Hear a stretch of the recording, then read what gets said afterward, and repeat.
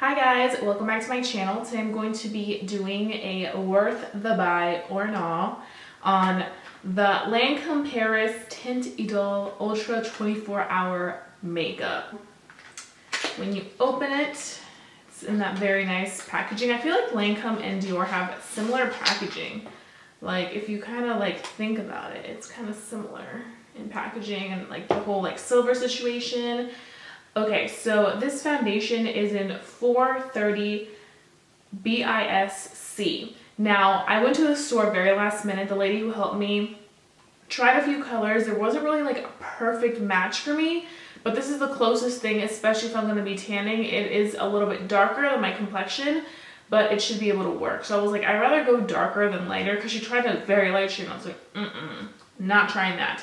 This foundation also does have sunscreen protection of 15. It isn't as much as the Dior, which has sunscreen of 35, but you do get a lot. And then you open it and you have a nice little pump. So I'm just gonna go ahead and start with my primer. I already used my moisturizer. I used my First Aid Beauty products, my serum for redness, and then my oil-free mattifying gel, which I love, especially when I'm gonna be wearing something the entire day. I need something that's gonna kind of lock those oils elsewhere. And for my primer, I'm gonna be using the Baby Skin, the Instant Pore Eraser, because now that my texture's been really good, I've been just wanting to cover the enlarged pores. I actually really want to try like a very expensive primer. I just don't know which one to try. If you guys have any suggestions, because lately I've just been using like my moisturizer and primer in one type of situation, but I want a specific primer that I can just use for like priming purposes, something that will really do the trick. And I've seen a lot of these like really expensive primers. Obviously I don't want to spend like $200 on a primer, but I wouldn't mind spending like $50 to $100 on a primer. I know that probably sounds insane, but if you guys have any recommendations on something that's really good, makes your makeup stay, is mattifying, and really does a good job of covering those pores, then please let a girl know. I must say though, this Baby Skin primer is life to me. Like I've had it for a few years now and it's one of my favorite primers, and you find it at the drugstore. Like you don't need to go elsewhere. Now we are going to be trying the product out. So I'm just going to use some, let's see, it's definitely running a little bit. As you can see right there, it's more of a liquidy consistency. It's not very like stay in place. So we're going to be using our makeup sponge. I'm going to be taking some of the product. Feels very light, I must say.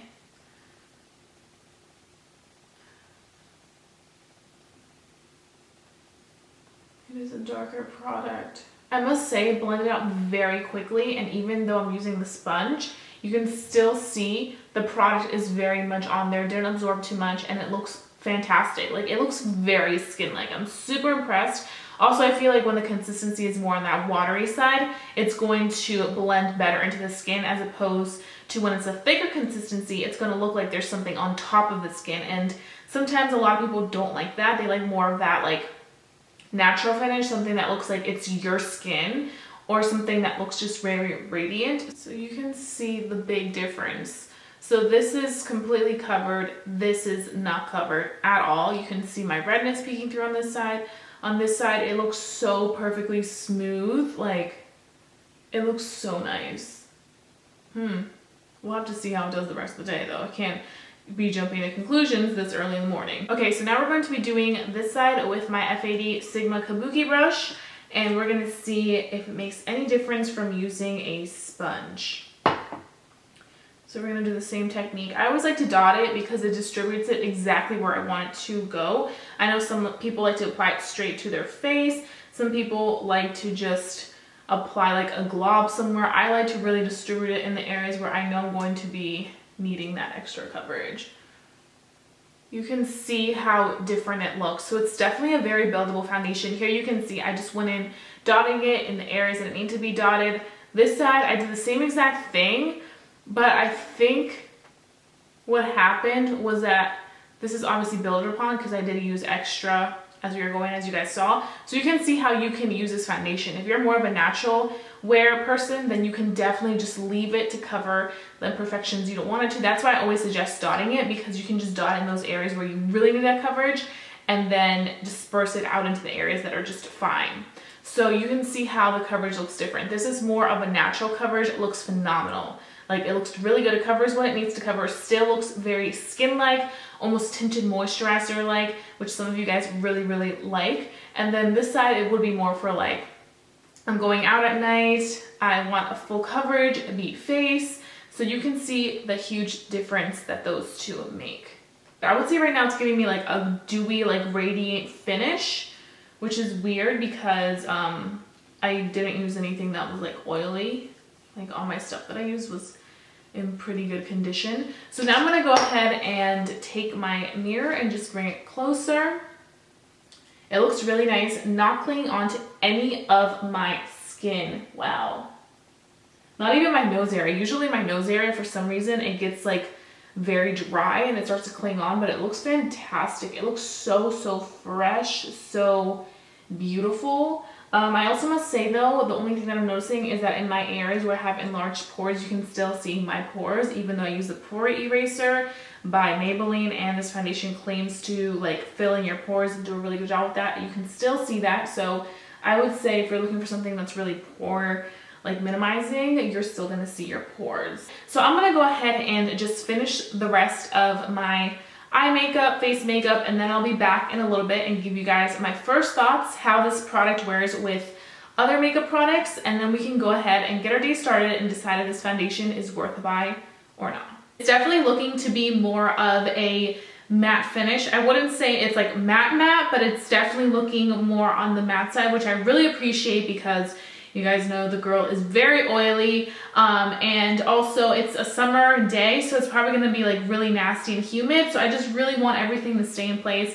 I did go ahead and set with my air spun powder just in the areas where I tend to get really oily, so right here my smile lines and my T-zone, and I think it should stay all in place, but we shall see. So what I'm gonna do now is just wear it for the rest of the day. I'm gonna come back in a few hours and give you guys a check-in to see how this is holding up, and then we are going to go ahead and decide whether this product is worth a buy or not. So I will see you guys in a little bit. Okay, so the last time I checked in, it was around 7 a.m. It is now 2 p.m. in the afternoon, and I think I kind of have like a good idea where this foundation is headed, to be completely honest. So really quickly want to say, definitely seeing oils in these areas right here. It's interesting because I did go ahead and really use my airspun setting powder to make sure those areas were locked into place, but it seems like the oils definitely are peeking through a little bit in those areas. You can see right here, it's definitely getting shiny. Now up here in the T-zone area, it actually looks pretty matte, but in this area it looks kind of oily. So I'm just gonna go ahead and take my sponge and just kind of get into that area. For some reason, my smile lines always get like really like oily looking. I do not know why, but that always happens. But I would say the color range is very tricky. If you're along my skin tone, if you're like around an NC40 MAC color range, then I would say this color, which is the 430 BISC. I will have it in my description box. I feel like this one is definitely a lot like orangey. Like, it has a lot of orange, even though it's the closest shade to my skin tone. Especially when I'm like in the car and I can see the natural lighting. I feel like the natural lighting is just giving me orange vibes. So that's something to watch out for. I would definitely go to a Lancome counter, whether it's in Nordstrom's, Macy's, and really get color matched by somebody that has worked with Lancome, whatever it's called, and really knows their color range like the back of their hand. So if you're very iffy on shade range, I would say go definitely get it tried on if you want to try it. But if you are somebody like me, NC40, and you feel like this color would match you perfectly, then I think this color would be fine. So we're gonna go ahead and keep wearing it. Maybe I'll change my thoughts by the end of the day, but so far I think it's good, it's going. So I'll see you guys in a little bit. Okay, so I'm back. It is now almost midnight. It's 11:30 p.m. And I think I've developed some really good thoughts on this foundation. So right off the bat, we can definitely tell that the foundation definitely got very oily. This is going to be our second time that we're going to be blotting. The first one was during my previous check-in. Now we're going to go ahead and just wipe away. And just get rid of all the oils. Now you can tell it looks a little bit better. So I really quickly want to say, I feel like with this foundation, you definitely don't get a matte finish. If you have very oily skin like myself, you're going to find yourself blotting throughout the day quite a few times. And also I feel like this foundation, even when you do blot, it still looks really, really nice. Like it looks very like just like still in place. It's not like transferring. It just looks really good on the skin. So I would say it's good for the fact that after you blot, it still looks very nice. But I do feel like if you're somebody that would rather not blot that often throughout the day, or you feel like you need something that's going to keep you matte, I don't think this foundation is going to be the right fit for you, because you do have to do some retouches. Even when I went in with my airspun powder, which I did use today, I still had to retouch a few times. Definitely this wouldn't be a foundation that I would gravitate towards during the summertime, because you guys saw how oily I got, and I'm not a big fan of that, especially when I do all the things that I need to do to keep my foundation intact. I feel like this foundation is not worth the buy. I feel like for $50, they're pretty much paying for the foundation as a whole. I feel like there's some better foundations, some drugstore foundations, even my Revlon FX foundation that I just reviewed.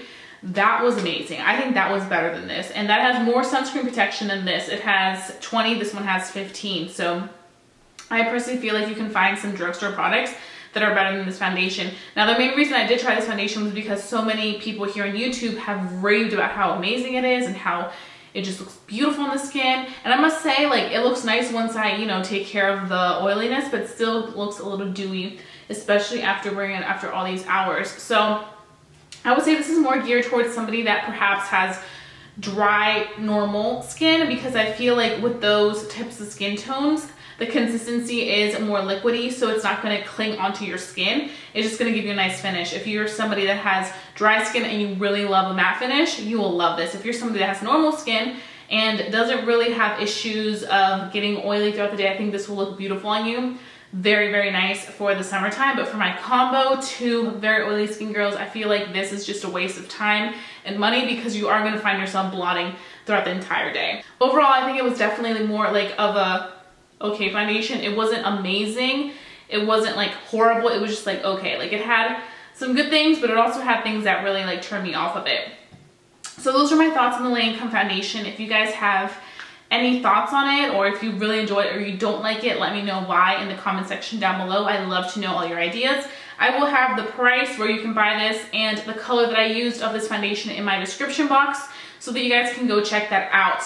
And if you guys enjoy watching these type of reviews, when I do foundation reviews, please go ahead and like this video. It really helps me out. And if you guys have any suggestions on future foundations for me to review, then please go ahead and comment them down below in my comment section, so I know what to go buy next, because I love investigating foundations. And if you guys are new to my channel, please don't forget to subscribe and become a member of our family here on YouTube, because I would love to have you a part of us, because I give you the most honest, best makeup reviews in the game right now. So I'll be seeing you guys very soon for a brand new video. Bye guys.